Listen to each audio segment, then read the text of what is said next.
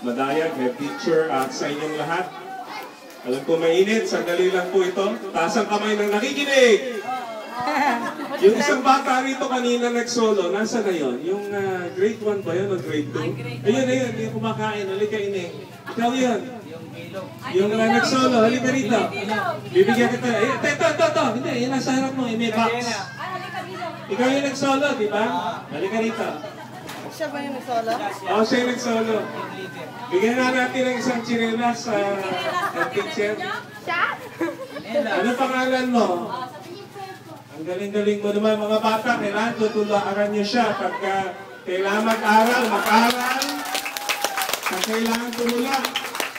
Ano ka agad? Tulak. Huwag yung hiya-hiya. Walang kararatingan ng hiya. Sa Canada, kailangan hipo ka. At saka kailangan nag-aaral kayo. Okay? So pag makikinig kayo, may regalo kayo. Okay? Kung anong size mo, ano ba size mo? Ayan o. Papalitan na natin yung sineras mo.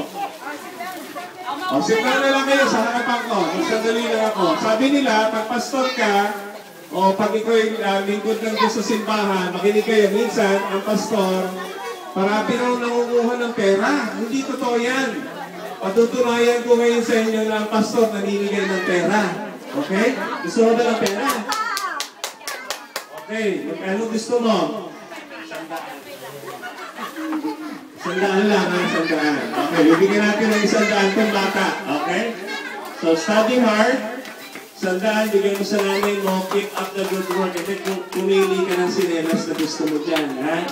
Pili ka. Okay? Pili ka dyan. O, man ninyo, actually, hindi po kami talaga nakabili ng 180 sleepers kasi sa Tutuban, puro malalaki yung sinelas. Kaya ilan lang ang aming nadala. So, size mo ba yan? Parang maliitan. Oh, may brown pa. Okay? Oh, picture.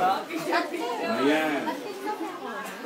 Yung isang bata kanina na may paborito mong t-shirt, kaya lang hindi uso sa akin, yung keep calm and have faith. Halika, Pogi. Halika. Ayan, gusto ko yung t-shirt mo. O, bari mo na, sa akin na yan. Bibili mo lang, dito sa isa. Anong pangalan mo? Ano mo ba yung nakasulat sa t-shirt mo?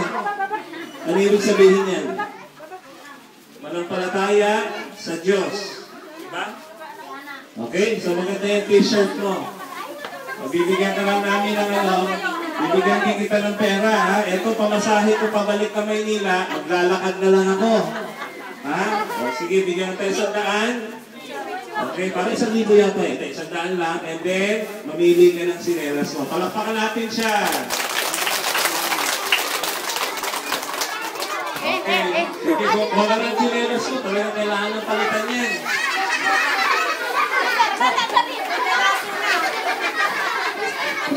Ayan, malalaki pa yan. Okay, may price tag pa. Yung babaeng nag-solo kanina, halika, ikaw ba yun? Hindi nag-solo. Bago dumating yung mga Giyomi mo. Ikaw ba? Halika dito. Kasi alam niyo mga bata, kailangan listo kayo parate. Pag sinabi yung ganito, action agad. Makinig kayo. Makinig muna, makinig. Sa Canada, pag sinabing gawin mo agad, trabaho. Ayoko po, nahihiya po ako. Kaya yung mga masisipag at saka yung nag-aaral, pinagpapala ni Lord. Amen? Amen, ha? So, kailangan stay in school. Sabihin mo sa katabi mo, stay in school. Ibig sabihin, kailangan nasa eskwela parati. Ayaw na kailangan bulak-bol. Ano pangalan mo? Okay. May mga malalaki sinelas dyan, ibigyan din kita ng 100. Okay? God bless you. Get a slipper. Okay? Meron pang isa kanina, kasi yung nakita mo kanina na yung may sumasayaw kaninang lalaki, pero mas makembot.